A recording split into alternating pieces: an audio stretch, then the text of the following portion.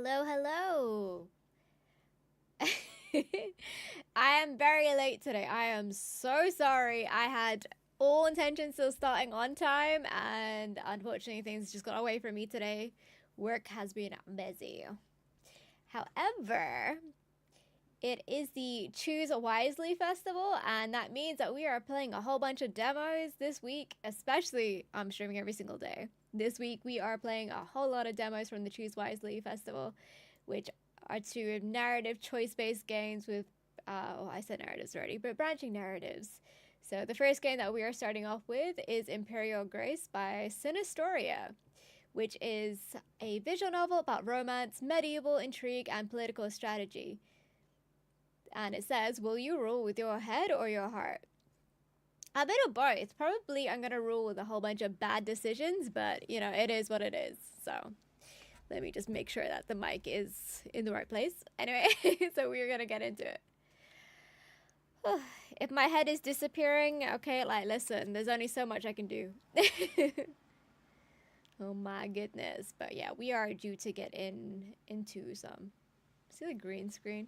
This is NVIDIA broadcast for you.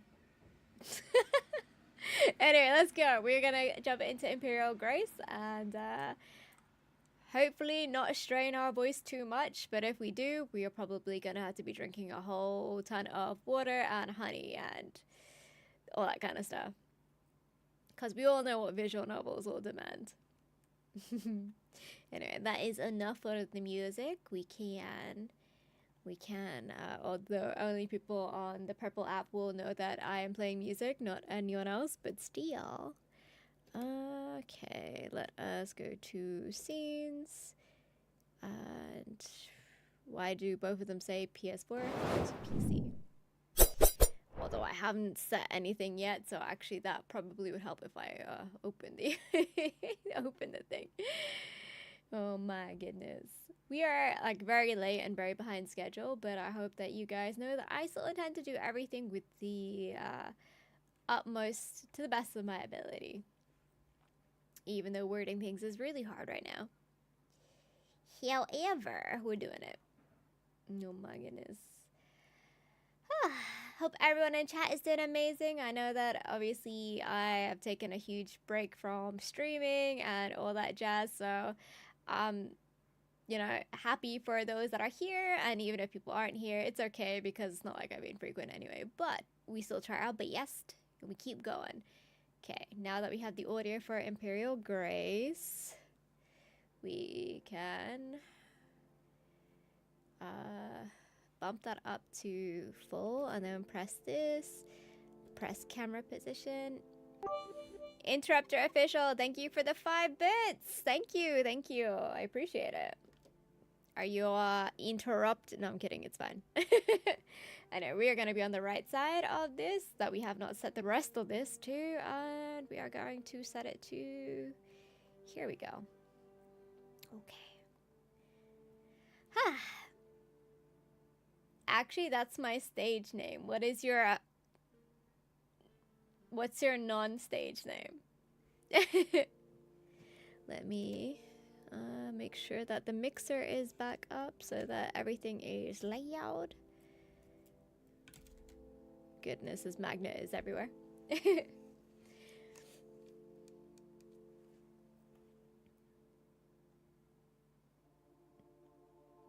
Okay, let's click English. Settings. Okay, so... Okay, right, that's fine. Windows fine.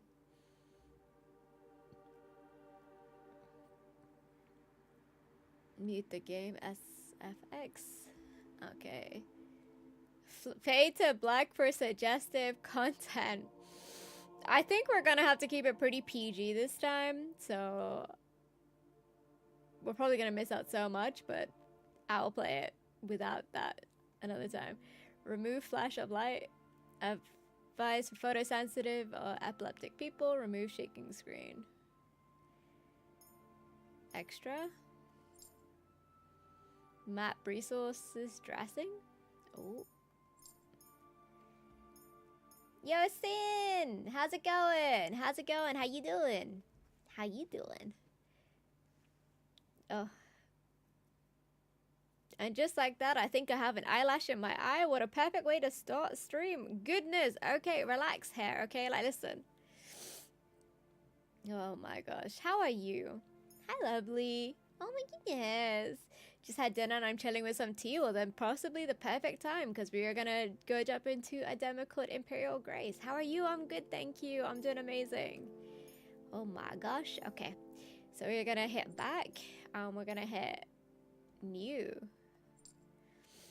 This game is intended for a mature audience. It contains many themes that could offend the sensitivity of younger players. Oh no. Bad choices only. Let's go. Okay. The complete list of trigger warnings is available in our store page. Actually, let's go have a look at the store page. Become an empress, find love, rule over Khalidia. Oh, I can't even. Manage your resources, mature content description. This game is intended for a mature audience. It tackles several forms of fantasy violence common in medieval times, assassination, disease, war, sexism, etc. Okay, there we go. But yes, what'd you eat? Tell me what you ate. You're gonna play a demo version of the game, thus the content might be subject to change and some features may be missing, such as the diplomacy feature. That's such a shame. I was looking forward to being the most diplomatic or No, I'm kidding. It's alright. Show me some tips. I think I probably will need this because sometimes I forget how visual novels work or that type of thing. A lovely tomato salad with a bit of rice. Oh, fair enough. Click anywhere on the screen to progress in the story. Okay, use the mouse wheel to go back or even after a choice. You can fasten the text display in settings. Several accessibility. My goodness. I possibly need hydration now, I think. Several accessibility features are available in the options for your gaming comfort, especially if you're dyslexic, photosensitive, or epileptic, so don't hesitate to check the corresponding functions. That is great. I think a lot of games need more array of accessibility features. You can check your resources from the extra menu at any time. Sounds good.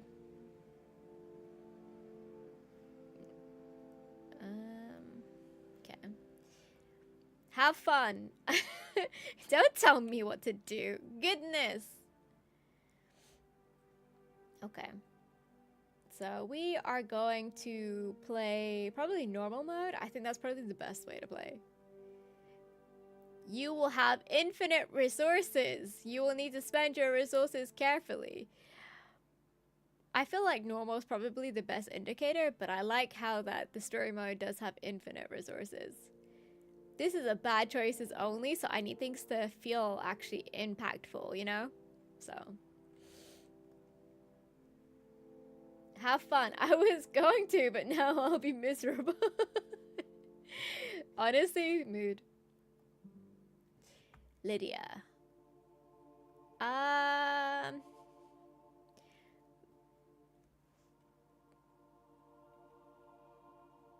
will keep her name as Lydia, I think. You're blessed by Basan. You have loved fighting since you were a child, although you're not allowed on the battlefield. Why are we not allowed on the battlefield? How dare you? You are in excellent physical shape and your swordsmanship rivals that of a man. Blessed by Amatera. When you were younger, you almost became a schooler. Your love of reading and learning has given you knowledge in many fields, including astronomy, theology, and botany. Starting bonus in religion. No! Okay. They were very serious about the scroll wheel taking you back a decision or not. Blessed by Horror. You have mastered the art of diplomacy and eloquence. You can improvise inspiring speeches in an instant. And you know the first names of every noble over 3 generations. Starting bonus in influence. Blessed by Myriad. Number and resource management holds no secrets for you, and you'll have excellent relations with merchants, are good at mental arithmetic, and know all the subtleties of teas and other taxes, not only for Calidia, but also from your neighbors. Starting bonus and money. So it's either money bonus, influence bonus, religion bonus, or army bonus. What are we thinking? What are we thinking? I'm kind of leaning towards like influence or money, but I kind of want input from you guys as well, because I want to, you know, it's way more fun to have everyone else's input and to make bad choices together, you know. In the meantime, let me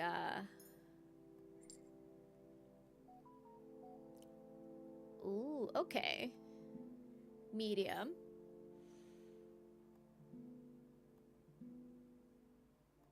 Where are the freckles? Oh, is that... I'm probably like really blind so I can't see it, but...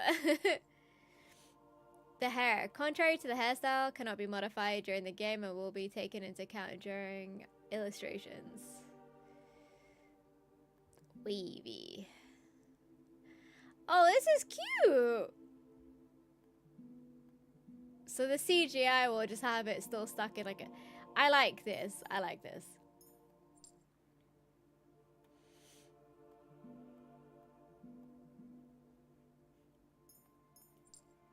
Were we not able to change the haircut? I mean, that's fine.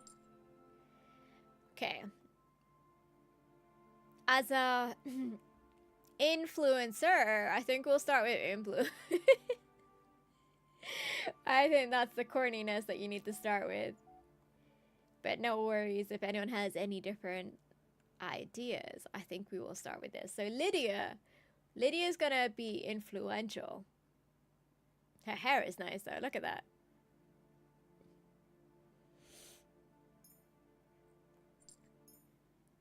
Customization on the screen will not be reflected in the illustrations, the CG. The match option adapts your outfit to the illustrations, not the other way around. To change your outfit during the game, click on extra and outfit. I understand. Night, casual, formal. Fight.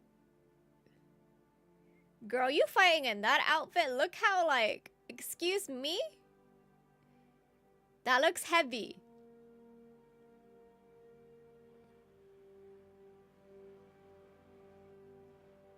No, we're gonna... Bad choices only.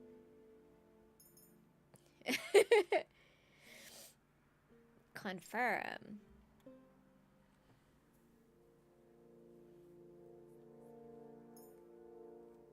I love the outfit. Yeah, tell me about it.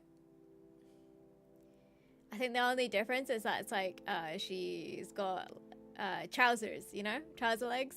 Pants legs? Anyway.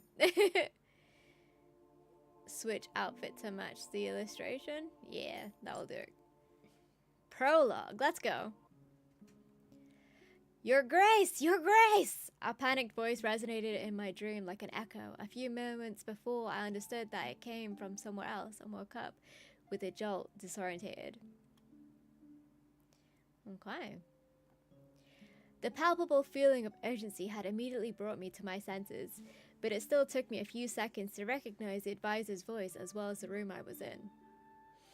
She tired. Look at her. She's like, well, you woke me up? How dare you?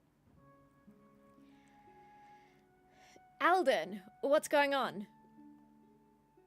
Your Highness, I bring terrible news. I mean...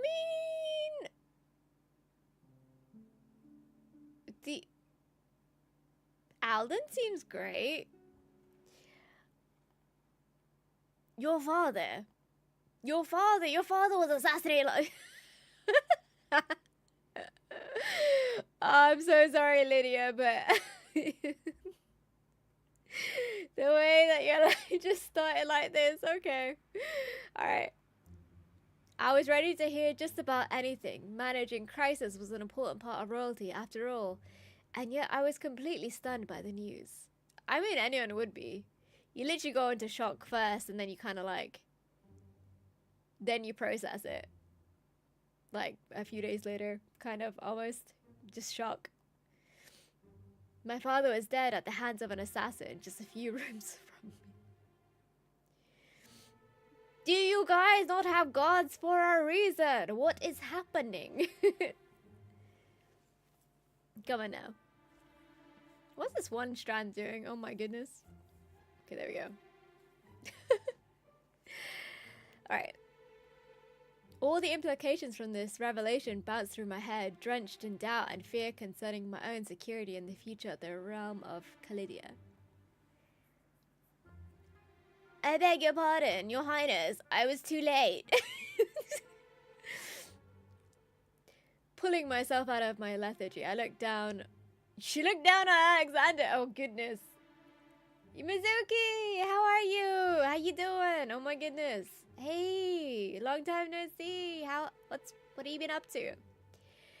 She looked down on Alexander. I mean, who knelt next to the bed, his head bent low as if the weight of his shame stooped him from. I mean, you did just let my old man die. I mean, Lydia's old man died. It's been a minute. I miss you. I miss you too, Mizuki. What have you been up to these days? Oh my goodness. Ah, it's nice to see you. Oh goodness. Actually, on that front, let me shout outs. Do my things work? And we shout out Sin as well. There you go. There you go. I'm doing well, girl. Just been doing life as ever. Yeah, I hear you. I hear you. In between then and there, I'm not sure if you got updated. Mostly because it wasn't on Twitch that I kind of like announced this to the heavens, but it was on Instagram and Twitter and whatnot and all these other places that are just like really bad algorithm wise. But I got married. Thanks for the love. How you be? Yo, Magna, how you doing? Yes. Oh, yeah, I know. Right? Oh goodness. Yeah, in May. Thank you. Oh my goodness. We still have like oh, I got news for you and Rita. Oh, if you don't want to say it publicly, you can always DM me on Discord. I got engaged. Let's go. Oh, I love that. Let's fucking go. I love that for you. Goodness. Oh my gosh. Congrats. I hope you enjoy the planning process for the wedding, guys.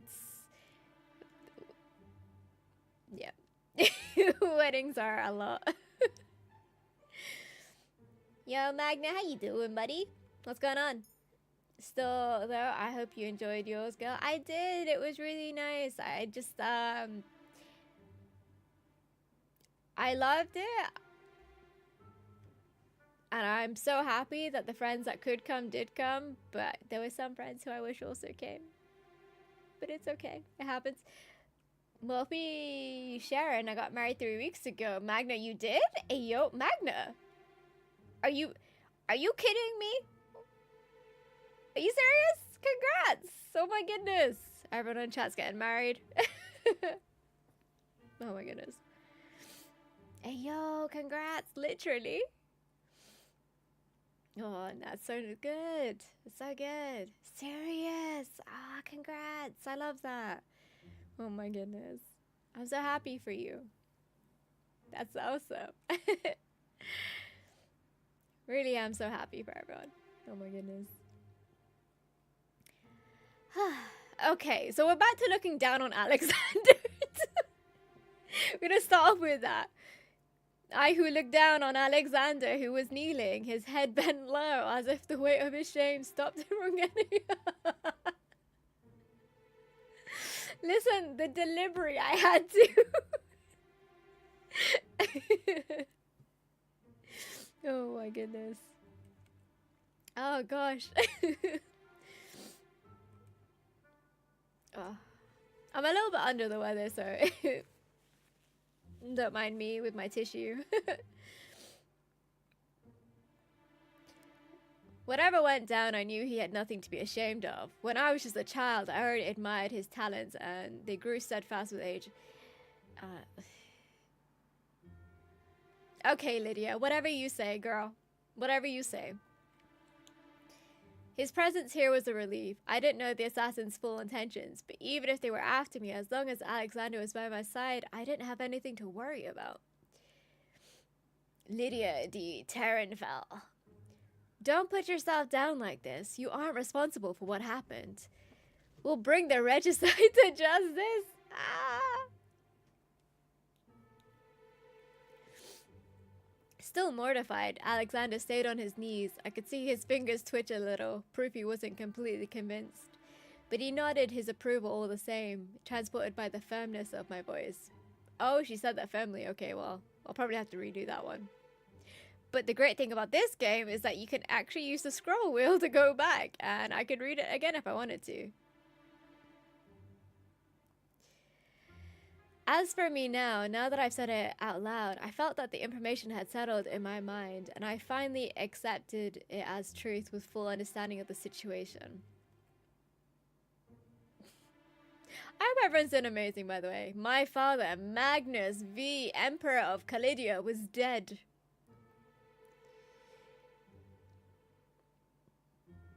Many would have broken down after hearing such news. TY for the shout out. No, anytime, girl. I appreciate you. Just saying. Many would have broken down after hearing such bad news. I'm actually adding words into it without intending to. Goodness. But for the years now, I hadn't held an ounce of affection for him. His death is actually, oh no, Lydia. Lydia's like, I didn't like my dad anyway. Be gone. Banish thee. Someone should have done it sooner. Oh no. Oh my gosh. I'm just saying, like, why would you say it like this? It was actually good news. Excuse you. It marked the beginning of a new era. A better one, I hoped. An era which I've been preparing ever since I realized that this was my destiny. You gotta love royalty in there. It's my destiny to rule over these people that probably never asked for it. They were just born into... I mean, no, it's okay. I was to succeed him. I was to become the Empress. But it wasn't yet time for celebration. You know what, Lydia? I'm starting to think that you did it. The shifty look in your eyes and to the side, you know, just... You're very nonchalant, very casual, very like... Someone should have done it sooner energy. I'm seeing it. I'm seeing it. Although I was the legitimate heir to the throne, I had plenty of detractors, and I still needed to figure out why the assassination had taken place. I had many questions about the killer's identity and motivations. I was lost in thought, and it took me a while to realize that Alden and Alexander were staring at me, worried, surely awaiting a reaction or a declaration from me. Both had known me since my early childhood. They knew the enmity I felt for the Emperor, and I trusted them enough to set all pretenses aside. But it was perhaps a bit inappropriate to rejoice over my future title while my father's dead corpse is still warm. Yeah, you should... Girl, behave. Relax. After taking a deep breath, I threw off my covers and got up, eyeing them. You mean the covers of the, like, because you're kind of, like, already standing up. So when you say the covers, I'm assuming that you are actually technically having this conversation or thought from, you know what, never mind. Rejoice, pretend to be sad, stay neutral.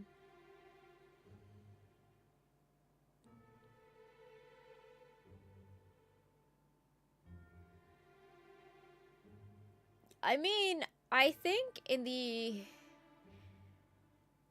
bad decisions only, I would say like rejoice. Or pretend to be sad, but in my own, like, stoicism, I'd probably stay neutral. What are we thinking? Work meeting, be back later. No problem, Magna, no problem. Pretend to be sad, rejoice.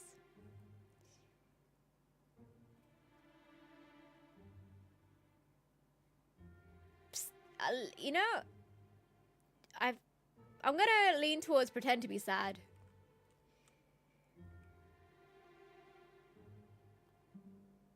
I straightened up, faltering my hand over my heart, and I put on my most pained and saddened face to declare in a trembling voice. The loss of my father is a terrible tragedy. I still have trouble accepting it. My performance was exemplary. I was quite proud of the slight tremors in my speech, but it seemed Alden wasn't entirely convinced. He scoffed. Come on, Your Grace. Keep your sad orphan tears for the court. Yes. Yes. Agreed. Even if your little performance is quite convincing and will work wonders on the masses, it doesn't fool anyone in this room. I know fairly well what you felt for your father, and you never seemed to be the kind of person who would be this sensitive. Don't expose me. Like, relax.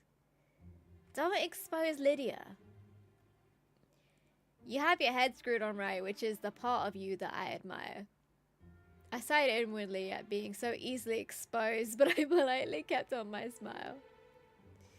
Yes, I mean that's a plus.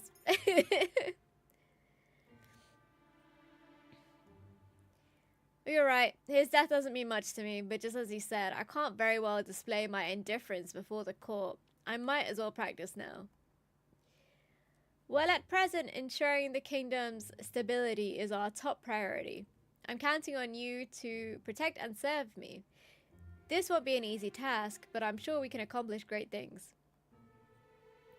This time, Alexander got up, putting his hand on his sheath in a dignified and military posture.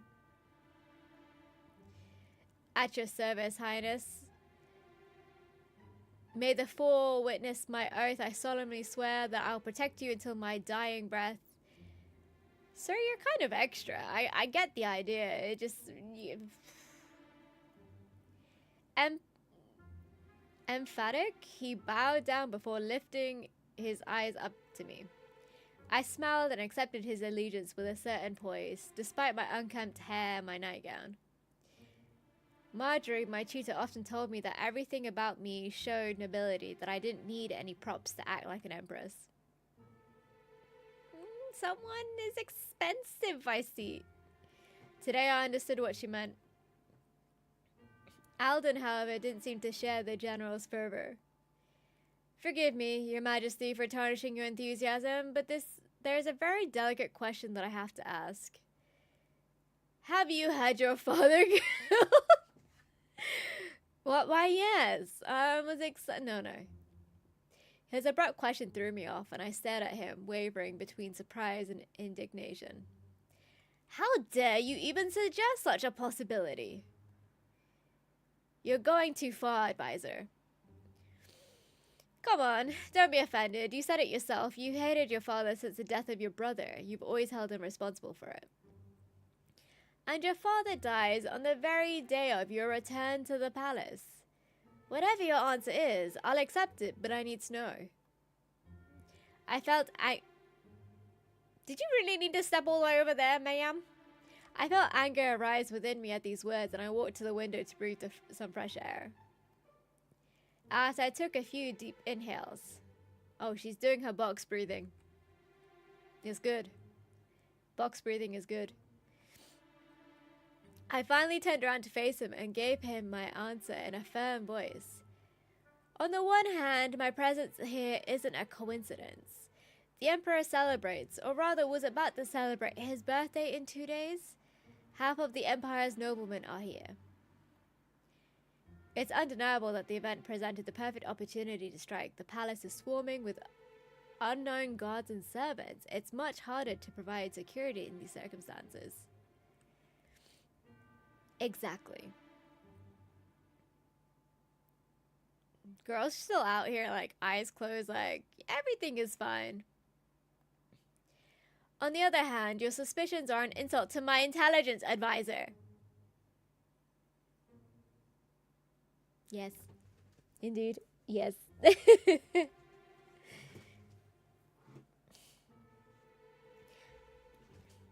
After a regicide, the air is all... Yo! Pop No Tarts, how you doing? Siri! How you doing? After a regicide, the air is always suspected. If I had really wanted to speed up fate, you better believe I would have been smarter about it. Marjorie taught me the rules of the game. I would never risk losing everything in such a foolish way. I know my ascension to the throne will already be difficult because I'm a woman. I'm good, how are you? I'm doing amazing. Siri, I'm doing amazing. How are you? What have you been up to? How's the content creation and all the coffee? Yo, Samurai Wesley, how you doing? Hi, boy. So I'm so nice to see you. It's nice to see you too. What's up? And not much. Just been playing a demo called Imperial Grace. That is a part of the Choose Wisely Festival. So the Choose Wisely Festival is a... My words have left me. The Choose Wisely Festival is about narrative-driven games that have choices and branching narratives and things like that, which basically means the importance of your decisions. So, there's a whole bunch of demos going on, and yeah, I'm checking out. This is the first one of the Choose Wisely Festival over on Steam that I am playing, and I'll be playing a demo every single day this week. Life is good, just finished grading for the semester. Let's go. Content going well too. I love that I'm motivated, not burnt out on anything. I like that. Yo, Wesley, the followage thing does not work anymore. Happy December, happy Monday. Thank you. Happy December, happy Monday to you too. So yeah, she has a lot going on, Lydia does. Oh my goodness. What games has everyone been playing, by the way? I'll state it plainly if you can relieve your doubts, but listen closely because I will not repeat myself. No, I did not have my father assassinated. My eyes trained on him. I crossed my arms, almost daring him to contradict me as I kept a lid on my fury. Alden seemed to gauge me for a moment, then nodded in assent and apology. Please forgive me, Your Grace. As soon as possible, I'll alert the Master of Murmurs and we'll launch an investigation to uncover the truth and bring justice to your father. The Master of Murmurs. Isn't like murmuring like almost kind of like whispering adjacent kind of thing? Master of Whispers goes you know? Oh my goodness.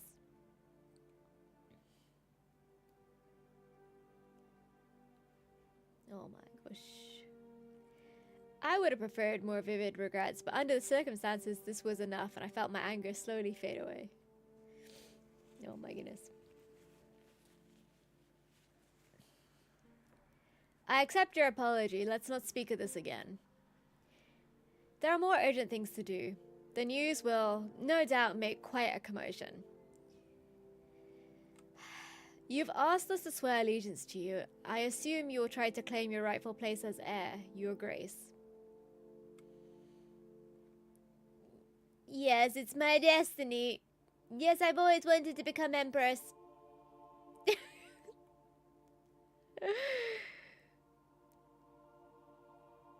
It's my destiny, I think. I heaved a deep sigh and mustered all my determination to answer him without leaving any doubts as to my intentions. I realized a while ago that this was my destiny. Whether I like it or not, I don't really have a choice, and I'm not one to do things half-heartedly. I know there aren't many people in the direct line of succession, but if you truly don't want to, I believe one of your bastard brothers would do the trick. Oh, goodness. You know full well that my cousins would covet the position. That would mean the start of a succession war that would drown the kingdom in fire and blood. Even if by some miracle the nobility came out in favor of one of my half-brothers, there's no guarantee that it would all go well. They know nothing of politics. They'd be nothing more than puppets, or even worse, incompetent. I like how savage she is. Hold on, let me just...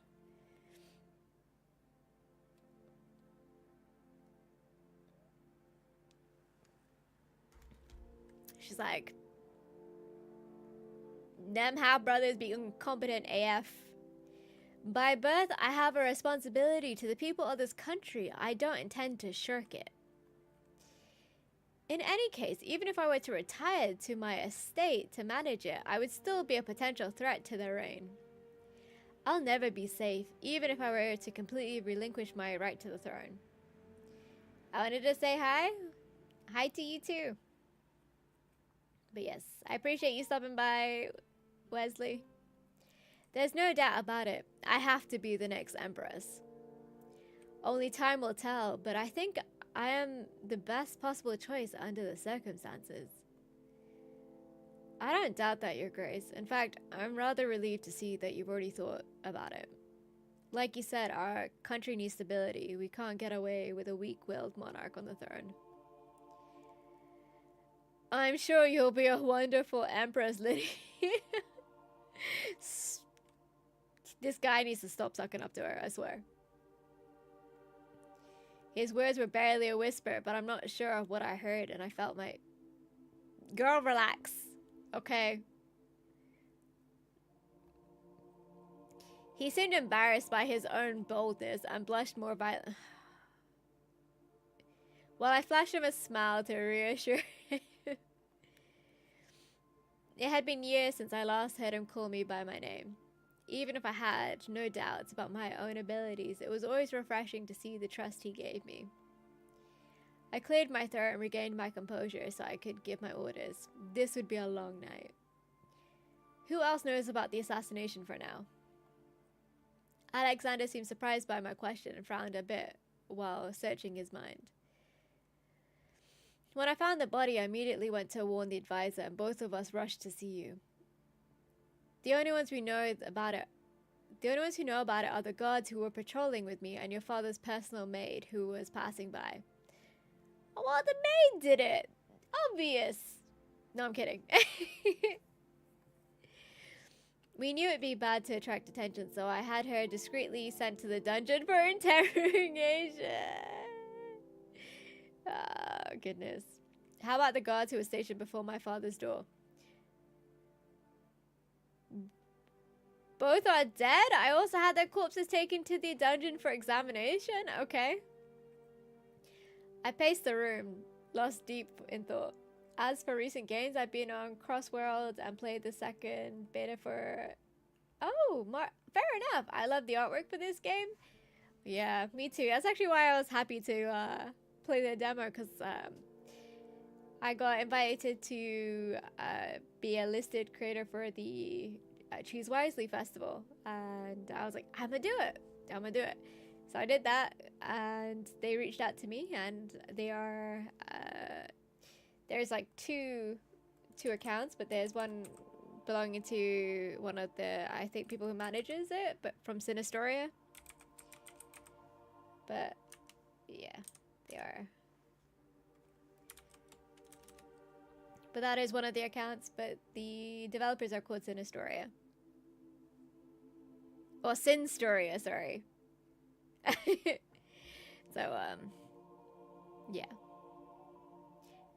I definitely had like a thorough look at all the Steam pages of all the games that were offered to me, and I was like, let's actually have a proper look at this and be like, is this the one that I want to play? And I really like the art style of this. So this is probably one that I will be adding to my wish list. As much as I'm giggling as I say things, it's because my internal monologue is also running side by side and being like, yeah, you know? All goofy. I paced the room, lost deep in thought. You've done well. Now we have to keep it all a secret. It's imperative that no one else hears about it.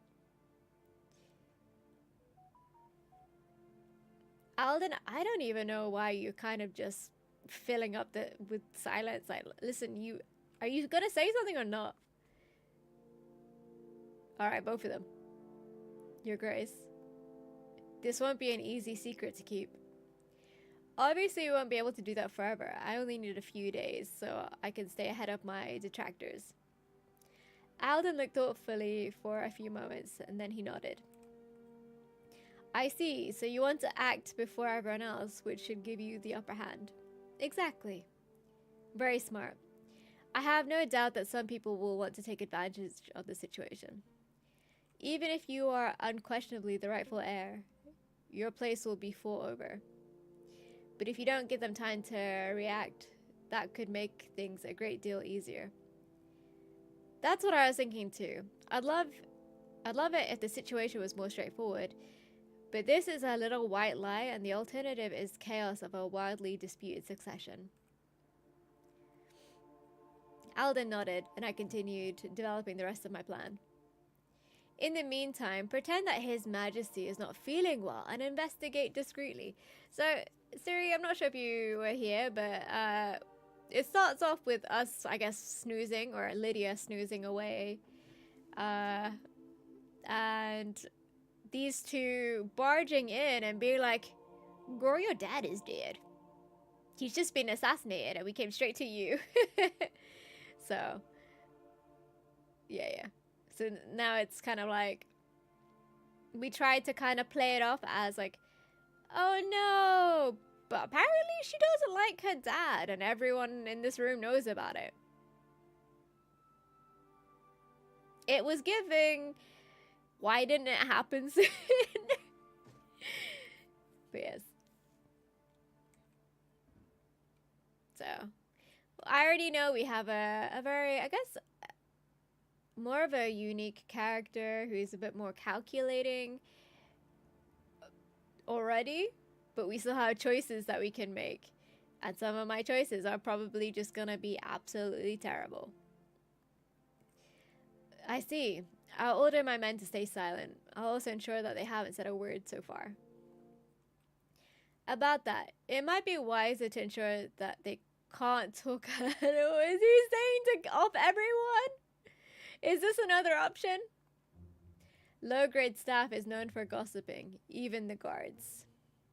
My men are trustworthy. They would never disobey. Okay, sir, relax. Would you be willing to bet on that? If it could jeopardize the plan of your new empress, to whom you have only just sworn allegiance? I mean, he's right, though. And that maid, can you also guarantee she'll keep quiet? His teeth clenched, his hand gripping the hilt of his sword. Alexander shook his head. The weight of Alden's words had also fallen heavily on my shoulder, and I observed both men while contemplating my next steps.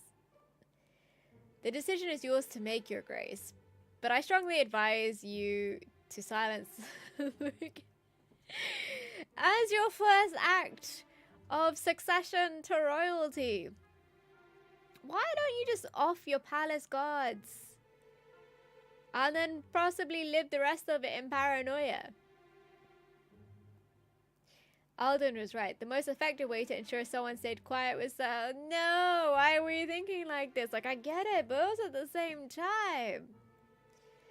However, there could be other alternatives to consider. Such a decision couldn't be taken lightly because whatever I decided, I couldn't afford to regret it.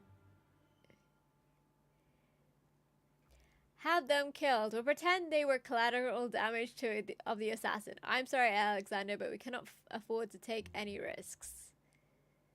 Owned? Ensure their loyalty by promising them a much better position once I'm crowned. Even if they were really tempted to talk about what happened, this should be good enough motivation to ensure their allegiance. When you explain to them that they mustn't say a word, give them a few coins and promise them more once the secret has been revealed. And in the meantime, send them on a vacation far away from here. That should be enough to guarantee their silence. Okay, so this could be intercepted by someone by sending them away. I don't know, someone could possibly see that we sent them away. This is just my thought, okay? Me as a ruler, okay? If I am to be Lydia, just for a second, me as a ruler, if I sent them away and it got intercepted by, I don't know, someone who's like listening outside wondering what we're doing and talking about, they could easily be turned, hijacked, intercepted, taken, all that kind of jazz. I don't think this would be the best option. I think this one. You keep them close.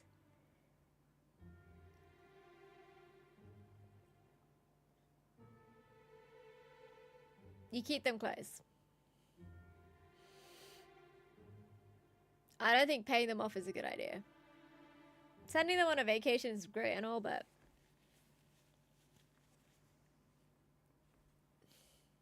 this is politics of monarchy and all that kind of stuff, so. Plus, this would mean that we lose some of our men, and I don't think I like that. I would rather have... Yeah, we'll do this one. I saw Alexander sigh in relief and oh goodness, my nose. Okay. Saw Alexander sigh in relief and imperceptibly loosen up. Alden, however, shrugged and bowed to me. That could work, yes. Time will tell. I have faith. Besides, if I'm right, I'll be surrounded by trustworthy people, which is always useful. Yes. Yes. Perfect. I like this. She's doing good. She's doing good. Okay.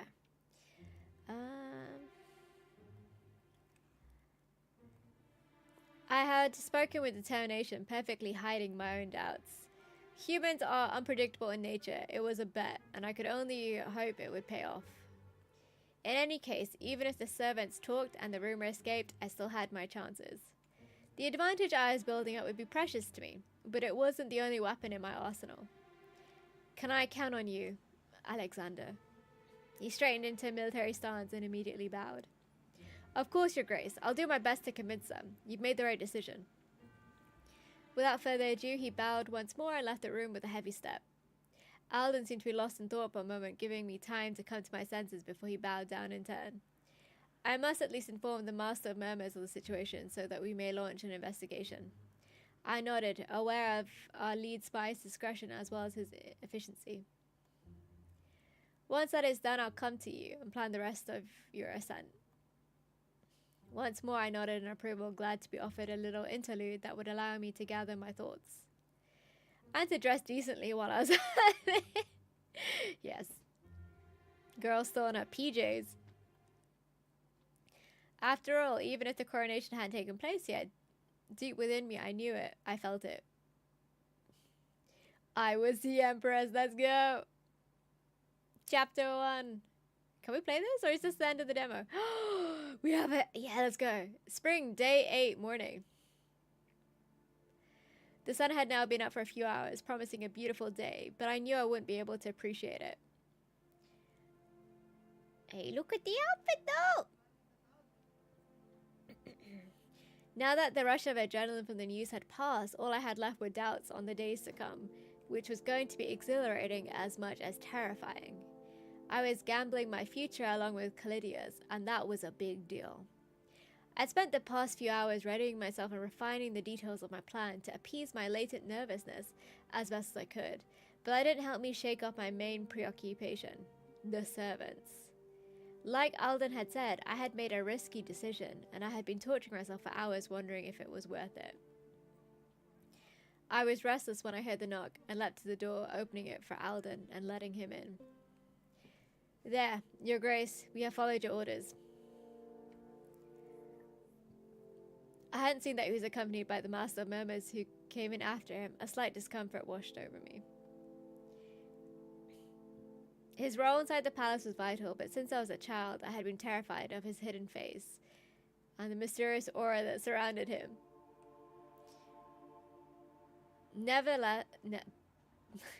Nevertheless, my discomfort turned into amazement when I saw him remove his hood as if it were nothing and turn to face me.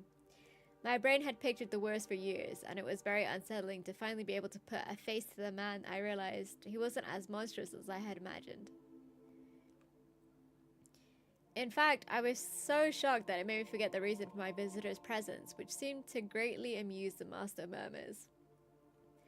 Is there a problem, Your Grace? Oh, it's just I didn't know that you could show your face. You know you have one. Why is that out here? To be honest, I do what I want, but in principle, I only remove my hood in the presence of my sovereign and their close collaborators. Though I like to entertain the mystery and anonymity that came with the job, that comes to the job, it would be far too dangerous for me to never reveal my face. Some people might use that to usurp my identity. I see. Though it was disconcerting, it was also rather reassuring to see that a man as important as the Master of Murmurs already acknowledged me as his sovereign. Alden cleared his throat to recall me to my duty, and I suddenly remembered the reason for the two men's presence, which immediately made my anxiety flare up. To keep myself from staring at the Master's spy, I faced the advisor and fully focused on him. Did everything go well? My anxiety must have been conspicuous even if I was doing my best to put on a confident expression.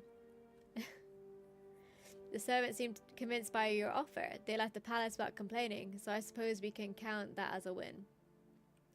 Despite all that, it's still a bit early to be sure of anything. I gave the Master of Murmurs and Alexander the task of keeping a close eye on the situation.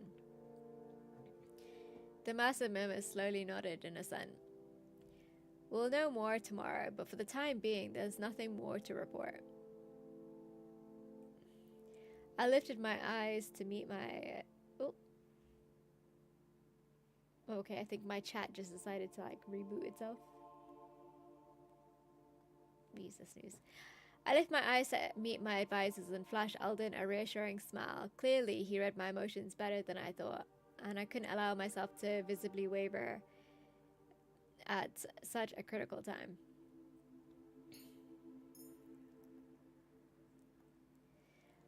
I know that, and what's done is done. Now we must focus on the future. Bring the High Priest to the council room. I need him to contact the Quadrator. Who's the Quadrator? What is that? Robert is a pious man. Are you sure it's a good idea to confide in him? Everyone likes to think the devout never lie, but one doesn't obtain a place like that without cheating a little. I admit that the idea of lying to him came to me for a fleeting moment, but to fool him would be a complex task, and I'll be needing his support when the time comes. The people put great stock in men of faith. Very well, Your Majesty. Will that be all? Yes, thank you. Day 8, afternoon. You summoned me, Your Grace. Yes, thank you for coming, Robert. Robert, this rock is pissing me off. I gestured for him to sit down while I settled behind my father's imposing desk. Like I had predicted, my behavior made him lift a curious brow, but I pretended not to notice it. I won't beat around the bush. My father, the Emperor, died during the night. Clearly, we had done a pretty good job at keeping the secret since the shock in his face seemed genuine. What? But how? And why am I just learning about it now? I need to pray for his soul. Oh no. We haven't prayed for his soul. I tried to appease him with a wave of my hand, inviting him to sit back down since he looked like he was about to get up. He was murdered. For the time being, we're keeping his death a secret so we can investigate without causing any sort of panic. Alrighty. We are going to take a short break and roll some ads, so please bear with me for a moment as we do so. I'm going to just put the BRB screen up and probably get myself some water as the thing runs through. Alrighty?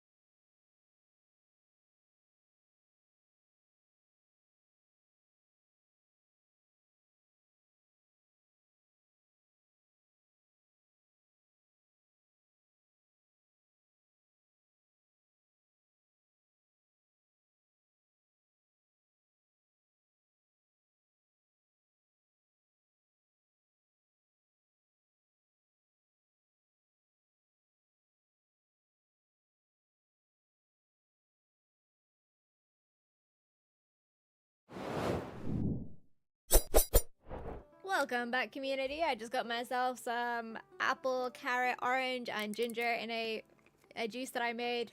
This is what I made earlier. So we're gonna hydrate a little bit while we play.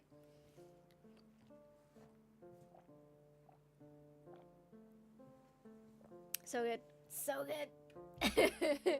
Anyway, yes, but welcome back from the ad break. We are gonna continue on reading. We didn't continue anywhere, so just bear with me for a second. It was the Master of Murmur's idea. He's convinced he'll be able to find the assassin more easily this way. Oh, welcome back, everyone. Drowning in information, the high priest slumped in his chair and took in my half-truths while I assumed a saddened expression. And now, I know it's devastating news to you. It's okay. Like, listen, we're looking into it. You just relax. It truly is a tragic situation. Keeping quiet and hiding my mourning is a very hard task for me. Hey, yes, how you doing? Hope our humble lurkers may rest here. Oh goodness, welcome in. Yes, how you doing?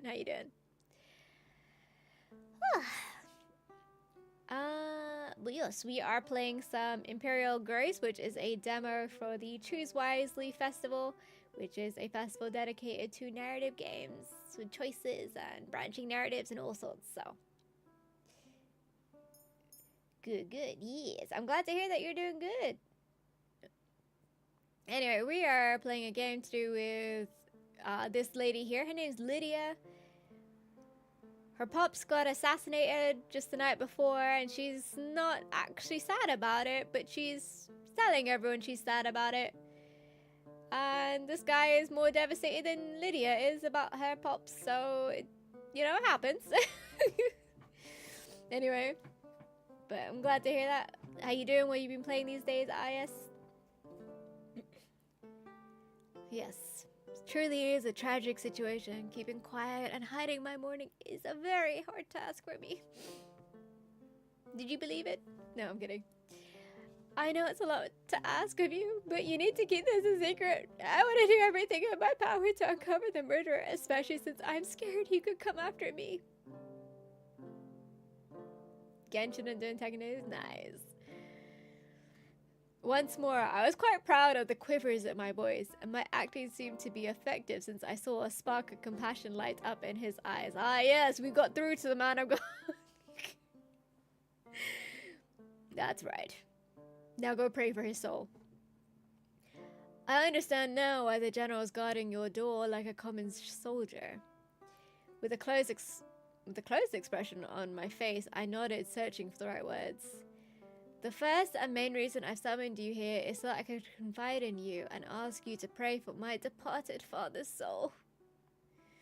Of course, Your Majesty. I'll lock myself up in the great temple and dedicate myself to the task. My face still sad, I gave him a tight, grateful smile, but inside I felt relieved. His prayer should keep him busy enough that he wouldn't be tempted to reveal everything. Now I can move on to the true reason for his presence here. But before that, this saddens me, but I have another favor to ask of you. Of course, Your Grace, what is it? Playing the game of politics to gain power? Literally?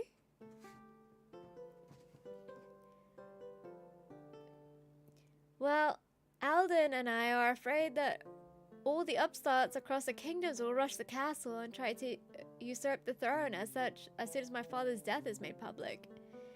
In their greed, many forget that my line sits on the throne. That my line sits on the throne by the grace of the Four. So I'd like to send a letter to the Quadrator and have him support my coronation, as well as reaffirm my legitimacy. Once more, he stayed silent, and I tried to hide my worry behind a veil of sadness. I hated that my plans depended on a single person, but I didn't have a choice. Only rulers and high priests could hope to quickly reach the ultimate leader of the cardinals, and I technically wasn't empress yet. I I understand, yes. You're Magnus V's only legitimate child. The throne should be yours.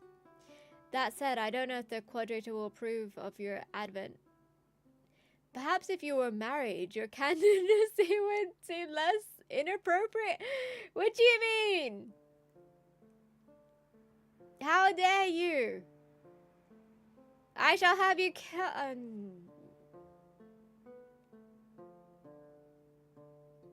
yeah. I felt my body tensed up at his words, and I took all I had to conceal how irritated I was by this reminder. Girl, it's on your face. We can all see it. Relax.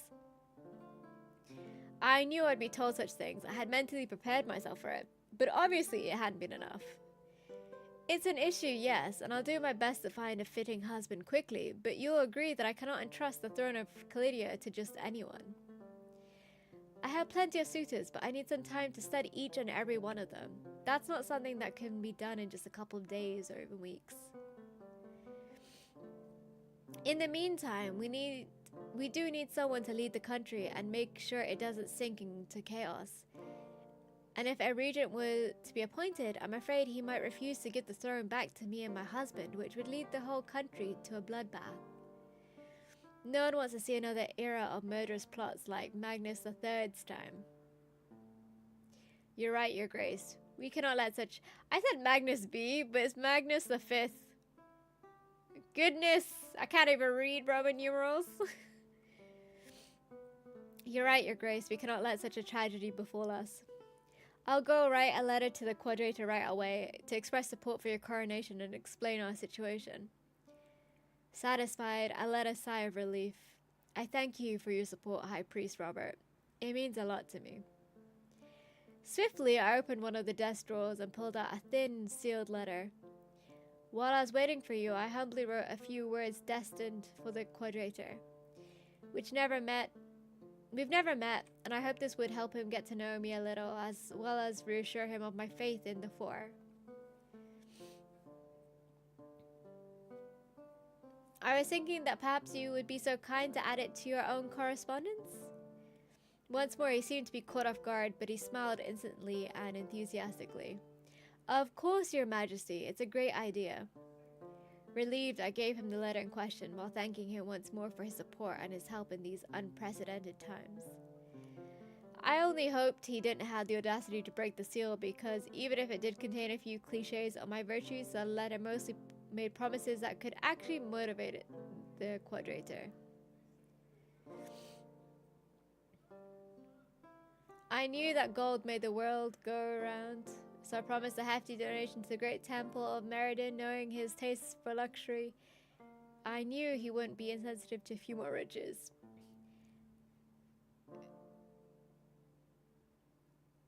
Oh, because I used my influence, I have lost some influence? Oh goodness, okay.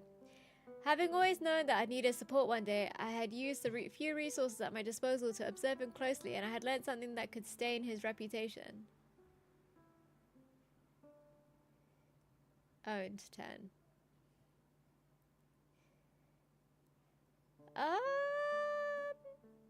I guess this means that it costs 3 gold or 3 of this.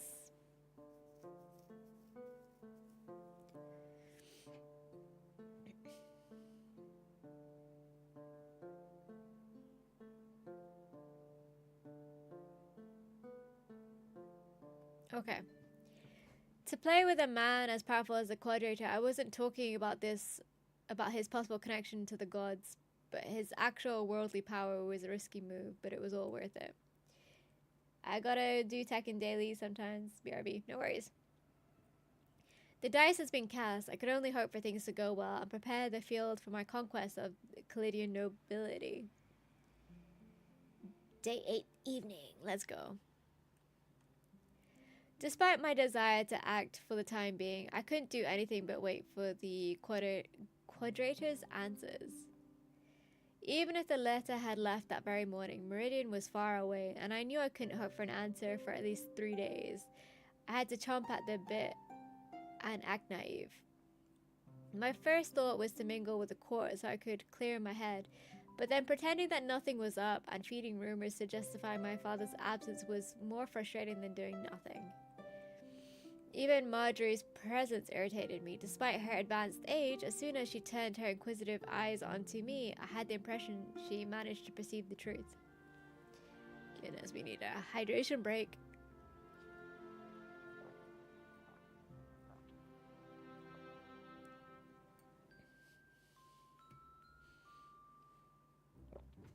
Ooh, okay.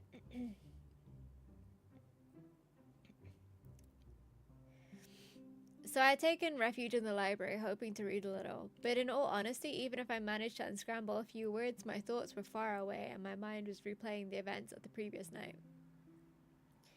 Asking myself again and again if I had done the right thing. Your Grace. As if he suddenly realized where we were, the master murmurs repeated his interjection in a lower, albeit just as zealous tone. Your Grace, we have an urgent problem on our hands. This preamble was enough to make me abandon my boring reading, and I put down my book, ensuring there weren't any indiscreet ears in the library before I invited him to continue. After he also made sure no one else was around, he pulled back his hood and resumed his explanations. As you know, I've been asked to keep an eye on the 3 people aware of your father's death. However, barely 24 hours have passed and I've been told that the maid immediately went to a noble, the Baron Torben of Level Lois, instead of leaving town.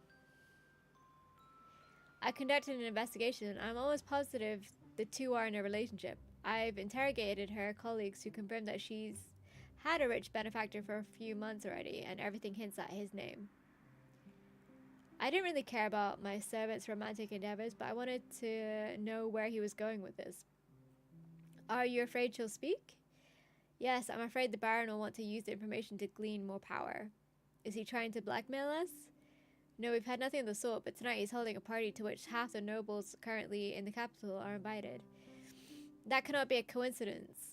No event justifies for such a party to be improvised. It's improper. I admit this situation is very odd, but do we have any proof?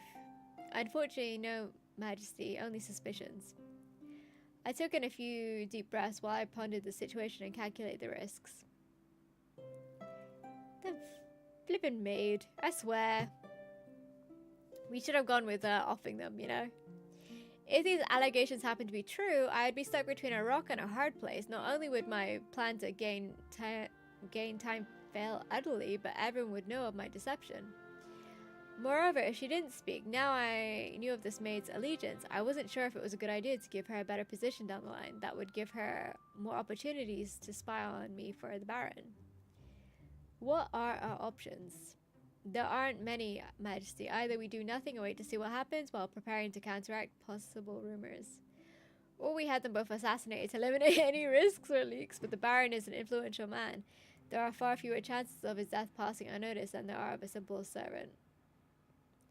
Tired, I massaged my temples to help me think about the best course of actions in the situation. Death was definitely the best way to stop someone from talking, but the reason I wanted to avoid such methods in the first place was because they disgusted me, and they could well have unwelcome repercussions for me. Would allying myself with the Baron be a possibility? It's true that this information would give him power, but not as much as having an empress owe him a favor. I think it could work, but do you really want to sort your rule indebted to such an ambitious man? That was indeed the risk. I could always double-cross him once the danger had passed, but that would undeniably have after effects. Do we have an idea of what he wants? I'd like to know what I'm getting myself into. If I had a few days, I would have been able to tell you, but I can't answer you in time for the party. Goodness. Sighing once more, I closed my eyes to better contemplate my options.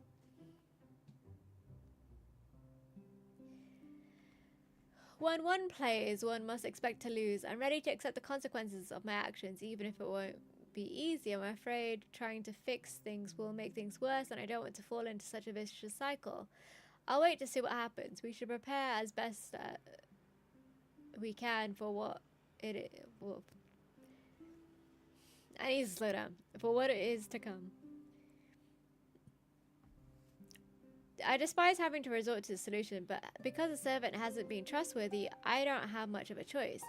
Have them murdered before tonight and make sure this can't be traced back to me, otherwise consequences would be even more disastrous. Right now, what matters most is to solve the issue. The Baron demands more than he's owed. After all is said and done, we'll decide what to do with him. But he might behave reasonably, which would mark the start of a fruitful alliance. We won't know until we try. We at least have to attempt to reason with him. 18. I think we assassinate him. I think it's a time that we start to make bad decisions. And I think that this is probably the way we need to go. Because you can do this for free. And I would like to wait and see what happens. Because, you know. But I think maybe we just off them. Nothing wrong there. I think that'll be the perfect option anyway. That seems wise, Your Majesty. Nothing should be left to fate in your position. This is going to go horribly wrong, and I can see it from a mile away. With a somber face, I nodded, trying to convince myself that my acts were justified so as to avoid having regrets. After all, she was the one who betrayed my trust by promising to leave town, only to rush into the arms of a political opponent. I'll send one of my men right away. I trust his skills, and I know he won't disappoint you. Very well. I'm counting on you. Yes, very reliable. I like it. Good, good.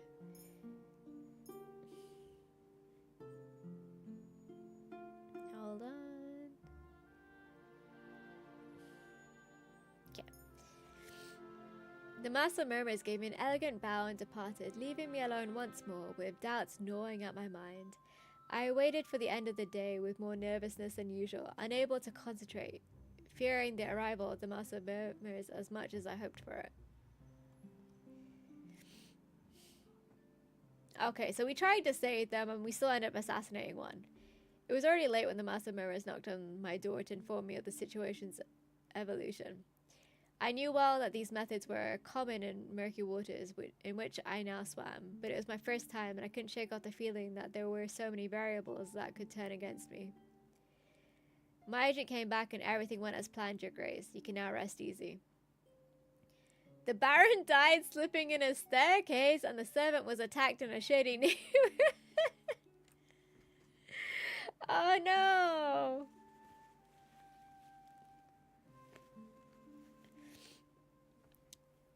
Not falling down the stairs.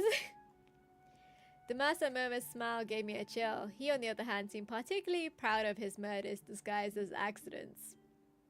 Although I didn't share his enthusiasm, I was still relieved to know that this was all over and that I never had to hear about it again. Are we sure the two guards are trustworthy? In any case, they haven't shown any hints of betrayal so far. According to Alexander, they are promising, hard-working recruits, and I think the perspective of a promotion truly delights them. I nodded, reassured, surprising at how heavy my head suddenly felt. After all that excitement, my fatigue was catching up with me, and the Master of... He's no longer the Master of Murmurs, he's the Master of Whispers! I knew it! Lamar K-Boom suited up for battle for 49 months. Ayu, how is the game? It's going well, actually. I'm very invested. We have, like, I guess, currency of some kind. So we have, like, influence, we have religion, army, money, kind of like spendable types of, like, I guess, currency or tokens on what we do and how we act. So it's going good so far. We tried not to kill anyone. And now we have killed the same people that we tried not to kill. So, thumbs up. But yeah, no, it's going well. Hope you're well. And thank you so much for the resub, Mark. I appreciate it. How are you? What have you been up to? After all the excitement... Okay, I read that. But the thing is, he was the Master of Murmurs earlier. Now he's the Master of Whispers. So he literally is a guy. I knew it. Giving me a thoughtful smile. Doing right, just taking a break from calls at work. Ah, fair enough, fair enough. Good, good. Ah, You can rest easy, Your Grace. I nodded as I straightened up and stretched a little. My shoulders were stiff. I clearly needed some rest indeed. Thank you. Remember to rest too. I just found out the latest Fallout 76 expansion features my college. Oh, does it really? That's sick. Alden. Your Grace, this is a little premature, but should you become Empress, you will need to manage the kingdom's policies. I'd like to make sure that you're ready for such a task. Or at least a fictional version of it. Ah. I used to play Fallout 76, but it wasn't for that long. It was kind of like on release, and then I kind of just put it down. I think I played Elder Scrolls Online more than I played Fallout 76. Your Grace... Wait, yeah, no, we've already read this. Okay. One can always learn more. Play through the tutorial, skip the tutorial. I'm gonna go through the tutorial because I'd like to know. I'll need to explore Hawking University sometime. Oh, so fair enough. As you already know, the kingdom's policies influence how your subjects, nobles, or otherwise view you, but also what resources will be available to us. You can set tax rates for the people and the nobility, and as you may have guessed, the higher they are, the less happy the people will be, but the faster the coffers will fill up. But there are many other things much more subtle. For example, you can decide how open to trade our borders should be, or which sectors of the economy you'd like to focus on. We must also consider how to protect ourselves from our neighbors, especially bearing in mind Vargas's warlike inclinations. But maintaining an army is very, very expensive. As such, investing in diplomacy may offer better results in the long run. And finally, we have to manage the priests. Their influence on the people is immense, and they have infrastructures all over the nation. Offerings made to them are never wasted. We've set up regular periods of time which we collect earnings, but there will be a short delay before the consequences of any changes you make can be seen. The story alternates with phases of gameplay which are triggered between two scenes. During these phases, you will be able, among other things, to modify your kingdom's general policies. Gains will be distributed at the end of the gameplay phase. Is that clearer now? Explain it again. I didn't quite catch. No, I understand. Yes, even if it's all very theoretical.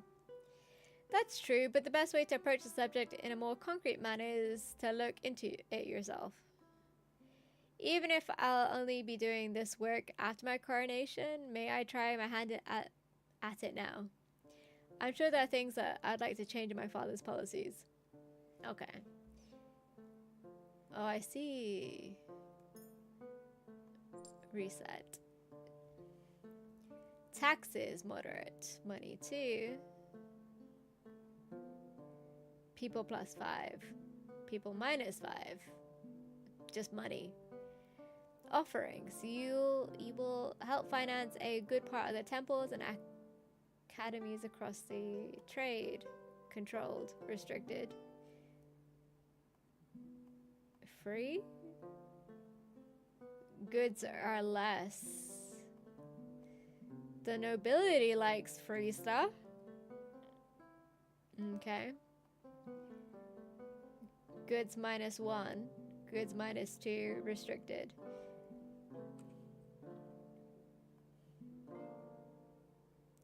Heavy taxes are levied on products traded. Okay, well, that doesn't really help.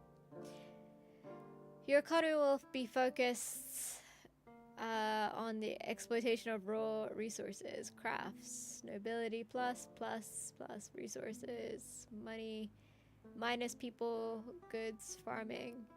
Goods. People. Especially luxury items. Goods +3. Goods +1. Nobility +5.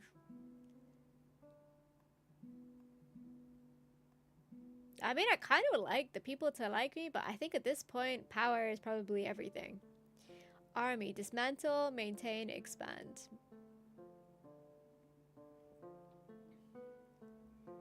Okay, diplomacy.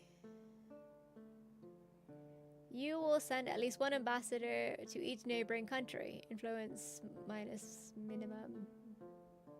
Active. -2 money. We already have a lot of -2 money.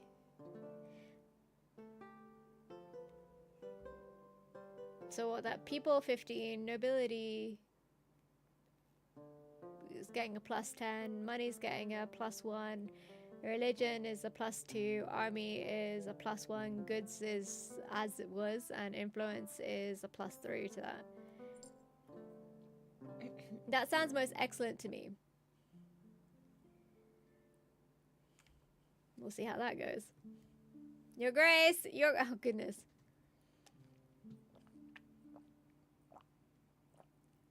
It's Robert again. Good lord. I got up with a groan and quickly slipped on a dress, trying to make myself presentable before opening the door. High Priest, what's going on? I tried to remain as neutral as possible, but I was burning up with a mix of anxiety and excitement because I had a solid guess as to what this was about. He looks happy. The Quadrator, he answered, Your Majesty. The Quadrator, he answered, Your Majesty. Me reading is hard. Nervous, he handed me 2 letters bearing the recognizable seal of His Holiness. Your name is written on them. I didn't dare open them, Your Highness. Exhilarated, I looked at the 2 pieces of paper that were about to seal my future. One seemed official, while the other was explicitly from my eyes only. I would have liked to be alone when reading them both, but clearly I'd taken Robert all he had to not break the wax seal on the official letter, as he now stared at me impatiently. My throat was dry as I grabbed a paper cutter to open the correspondence, and my heart was beating so fast I had the impression everyone in the room could hear it. Lady Lydia of Terranfell, daughter of Magnus V of Terranfell, the fierce Emperor of Calidia. The 4 have spoken and have recognized you as the legitimate heir of the crown of Calidia by virtue of your blood and despite your gender. Yes! By this decree, I convey the word of the gods. May your governance be respected by all the just and pious.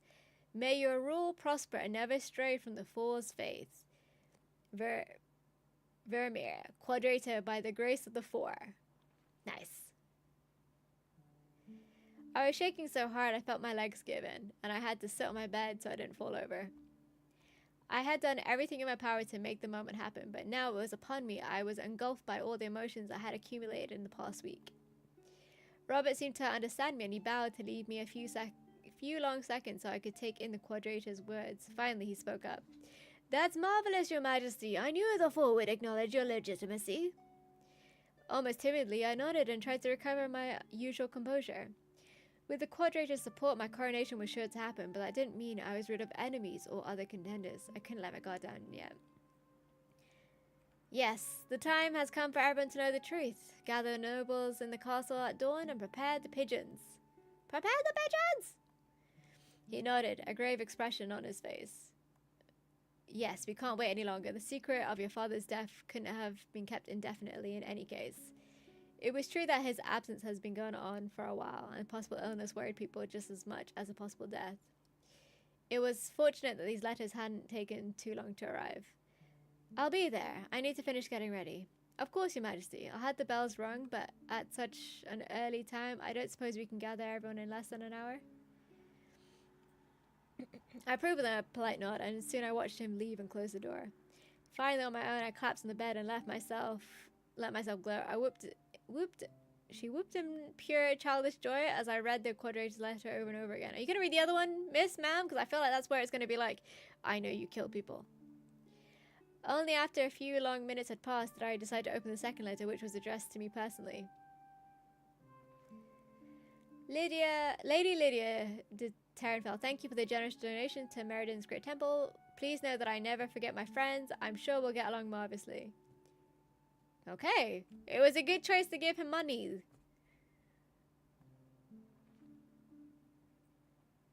Happy with my decision, I sighed and carefully put the letter away into my desk. Pretty promises were easy to forget. I could perhaps use the parchment to remind him of his support one day, or to show to some reluctant, or it could get stolen and used against you to say that you bribed him into getting your position. But I mean, that's not an issue, is it? I was with one of the most powerful men on the continent. How popular. In any case, I believe that my actions had managed to sway him, and I was quite proud of that. Now it was the court I had to sway, and I knew this wasn't going to be an easy task. Prepare the How dare you! Day 18, afternoon. Make sure not to exert yourself, Lydia. You're spending your days locked up in this office. You should get out a bit to clear your head. Come take a walk with this old lady. It's Marjorie, isn't it? I left the door open, and although I hadn't heard Marjorie come over to me, I wasn't surprised since her perfume, which she applied too liberally, had filled the room. I almost felt nostalgic for a moment. Contrary to what she seemed to suggest, I wasn't here for pleasure. I was overwhelmed. Invitations, solicitations, and promises. I spent the last 3 days flattering Caladian nobility to ensure that nothing would interfere with the coronation in 3 weeks' time. And I still had a lot to do. Oh, perhaps you can fool everyone else, but I know you're far from being an old lady, Marjorie. My reply made her laugh, a hoarse and joyous sound that belied what I had just said. Oh, I still had the same quick wit I had when I was 20, but I'm afraid my whining bones disagree with you, sweetheart. Come on, don't be cruel. You already broke my poor heart when you didn't let me in on the secret. I put my quill down with a sigh and closed the ink while hoping its contents would not dry out. She had taught me many things, and even if I had grown stronger than her in a few areas, it was obvious that she still used guilt like no one else. She almost made me feel bad for hiding my father's death from her. You know full well I didn't have a choice. The information had to be disclosed to as few people as possible. I know, sweetheart, but I would have liked to be there for you. These past few days mustn't have been easy. No, they weren't. As promised, I quietly walked by Marjorie's side through the garden, but we couldn't take one step before some servant or noble offered me their condolences. I'm so tired of pretending to be sad. I know your father was a flawed man. She paused, looking at me as she seemed to hesitate to say something. I looked at her, intrigued. There was so much contempt in her voice when she spoke of his flaws that she obviously knew something about him, something I probably didn't.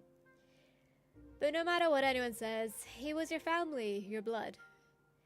You shouldn't hate him like that. It's not healthy, especially now that he's dead. I sensed from her tone that I'd get nothing from her, at least not today. I did insist, draping myself once again in my indignity. No, that's too easy. You can't just die and expect that all your mistakes will be forgiven. It's not as if he chose to die. And so? It doesn't change anything. She sighed, and I decided to change the subject before I had to listen to another lecture on the importance of family bonds. But since we're speaking of forgiveness, I need your help. Suspicious, she frowned, although she kept walking calmly before the flower beds. I would like it if you gave me a fire castle. That old dilapidated fortress? What for? Pretending to admire some insects that were flying around the planters, I hesitated for a second. I needed the fortress to buy the Faram's loyalty, but Marjorie held a deep hatred for them. I didn't like lying to her, but I couldn't run the risk that she'd refuse my request. Tell her the truth even if she won't like it. Yeah. I need it because I'm going to give it back to the Faram. Upon hearing my words, Marjorie froze, trembling with anger. You want to give it back to those vile traitors? Do you know how many men died storming it? Do you know what this fortress cost me? I knew she'd react that way. Even though the war had ended about 20 years ago, she still bore painful memories of it. Yes, I know all that, but it all took place before my birth. It's time we move forward and reconcile with the Faram, lest we repeat the mistakes of the past. I don't want another Faram revolt under my rule. I need their support for my coronation, and to obtain that support, I need Fire Castle. You know just as well as I do that it's only a ruin now, an old pile of rubble left on steep and barren lands. It's nothing more than a symbol. My old aunt grumbled for a few minutes, but she was forced to concede my point, even if it cost her. Do what you want, but believe me, once you become Empress, I'll call in the favor. Thank you, Marjorie. I knew I could count on you. Relieved, I finally let out the breath I hadn't realized I'd been holding. Knowing the affection Marjorie held for me, I knew that I'd end up convincing her, but as I had a meeting with the Farum heir in 4 days, I didn't have a lot of room for errors. With one last issue weighing on my heart, I continued my walk with a bounce in my step, forgetting for a few minutes the court's problems and plots.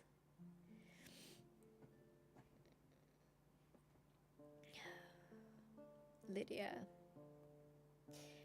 This was my first time ever meeting Theodore Farum.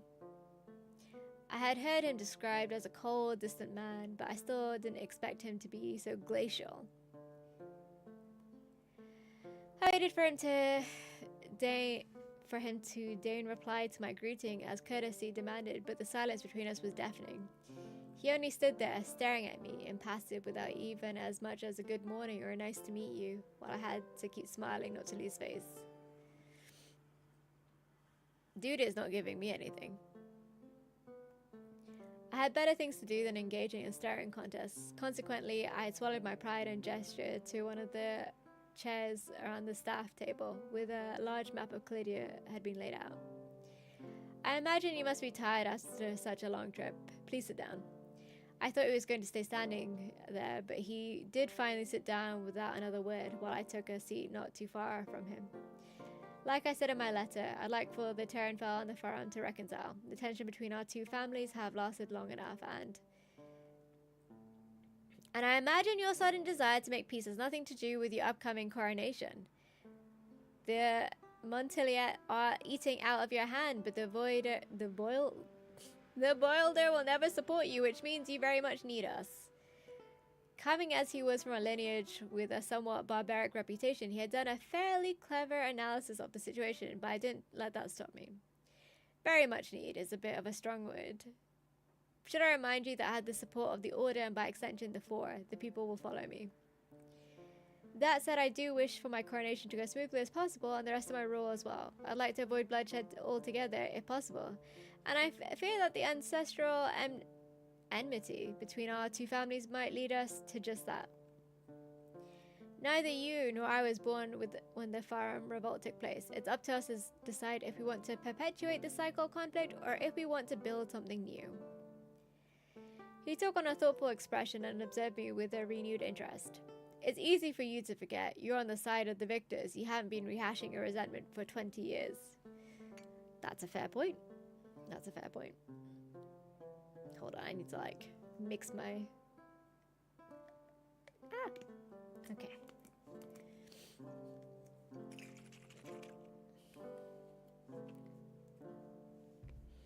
And open this slowly. There you go.